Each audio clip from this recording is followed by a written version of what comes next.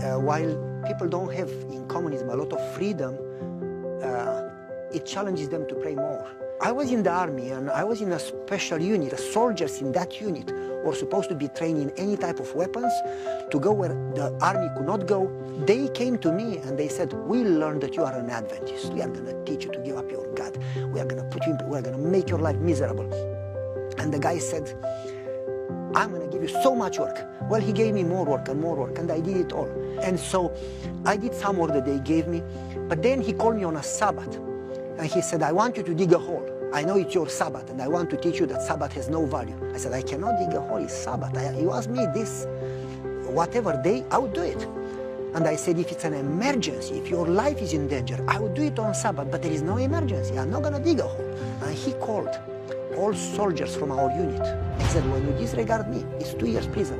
But if you disregard me in front of the others, then it's 14 years prison. Dig a hole.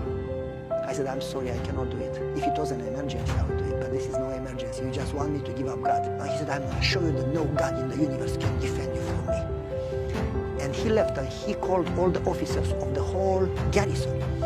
And they had an emergency meeting and he proposed 14 years prison in the toughest prison of the country. In that time, I went to the warehouse.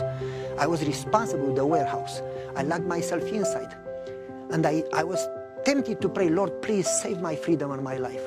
And what my father said came in my mind. And I said, Lord, I would love to pray for my freedom, but you are more important than me.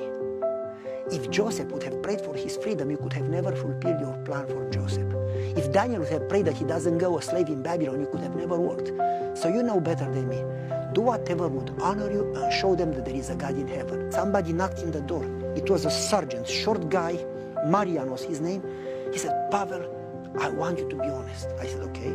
Do you know General so-and-so? And he said the name. He was the general of the 4th Army of Romania. Romania had 4 armies, and each army had a general. Once in a while, once a year, he doesn't announce. It would be a remote visit. Nobody knows. To surprise us, see if we are ready for war, if everything is ready. He showed up during the meeting. And he said, I came without announcing, and I inspected the unit. Last time I came, there were broken windows. Right now, they are all replaced. You told me you don't have a budget, you don't have the money. Who replaced the window? And they said, well, Pavel did. He knows how to cut glass. And he replaced all the windows labor-free. Amen. And he said, wonderful. And the driveway was broken. Who fixed the driveway? You have no money. Well, Pavel knew how to fix the driveway. He did it. His father taught him how to work since he was a kid. And how much was it? Free.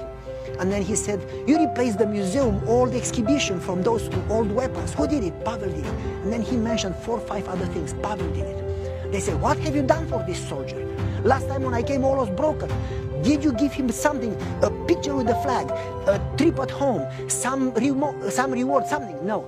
Okay, why do you have a meeting, an emergency meeting? You want to put somebody in prison. Who? Pavel. Why would you do that? He doesn't work on Saturday. What did you ask him to do? To dig a hole. Does he work if it's an emergency? Yes. Does he go against the country? No. Then why do you go against him? Well, he doesn't work on Saturday. He's an Adventist. This guy, if he's ready to die for his God, he'll be ready to die for the country. Leave him alone. You touch him again, you lose your job. You lose your freedom. You touch him, you touch me. Leave him alone. And then the sergeant said to me, I'm going to do whatever you want for you. You can go to church every Saturday. Just call him and tell him that I am taking care of you. After the sergeant left, the lieutenant came and said, we apologize for giving you a hard time. We are going to take good care of you. Just call the general. I said, I don't know him. Who do you know? I said, somebody bigger. You know the president? I said, no, somebody bigger. Who do you know? I said, I know God. They said, are you kidding us? I said, no. And from that day in the army, nobody touched me again. Every Sabbath, they would ask me to actually go to church and pray for them. And so I learned again and again that when you put God first in prayer, and you are willing to follow God's plan, you don't have to worry a lot. And even if you go through challenges, you are not alone.